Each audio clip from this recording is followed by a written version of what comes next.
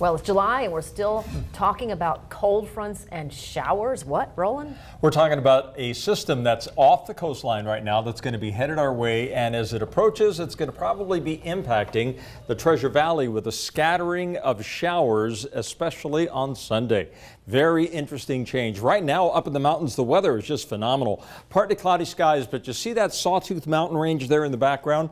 Some of the highest peaks of these mountains might getting a little dusting of snow by Sunday afternoon, courtesy of the front that's headed this way.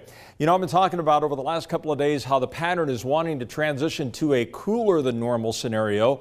Out here in the northwestern part of the country, in the southeastern part of the country, it is going to be hotter than normal, but this means that we should be seeing a persistent trough or an area of low pressure favoring the northwestern corner of the country for the next 7 days, and that means that the southeastern part of the country is going to stay very, very hot.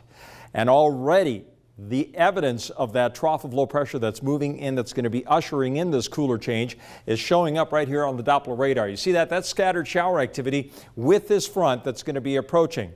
And right now we're going to stay on the dry side. I think most of the showers are going to continue to be confined to the west coast from the Cascades, Washington, Oregon, and points west. But as the center of the low moves over and on top of us by late Saturday and Sunday, that moisture has to move in our general direction. 89 degrees has been the high so far today.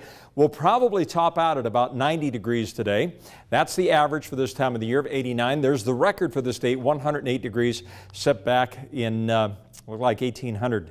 So right now on the satellite imagery, this is what's happening.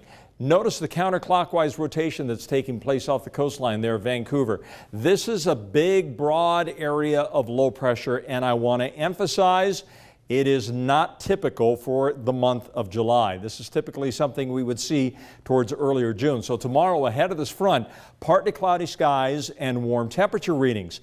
Then the computer model suggesting that that area of low pressure actually moves right over the state of Idaho on Sunday, and with it, that's when we see the best potential for shower activity here in the Treasure Valley. And temperature readings on Sunday are going to be dropping down into the upper 60s for daytime highs. So we're going from 90 degrees today, maybe upper 80s tomorrow, all the way down into the upper 60s by Sunday. That's a pretty significant drop. So tomorrow, partly cloudy skies. Here's the leading edge of the storm system, still just kind of hanging out here across central Oregon. I think on Saturday we get a little more cloud cover, a scattering of showers and isolated thunderstorms over the mountains just to the north. Then the low itself moves in on Sunday, and that's when we see the greatest potential for some showers. 7-day forecast sent for the Treasure Valley, 88 degrees for the high tomorrow. A few more clouds on Saturday, but we'll keep it dry through Saturday. Then here comes the front and the associated showers on Sunday, and temperatures down to 69 degrees. Some areas could be a little bit cooler than that, but we'll warm it up next week. Interesting. 69 degrees. Yeah. Oh my goodness. July. In July. That's strange. Thanks, Roland. You bet.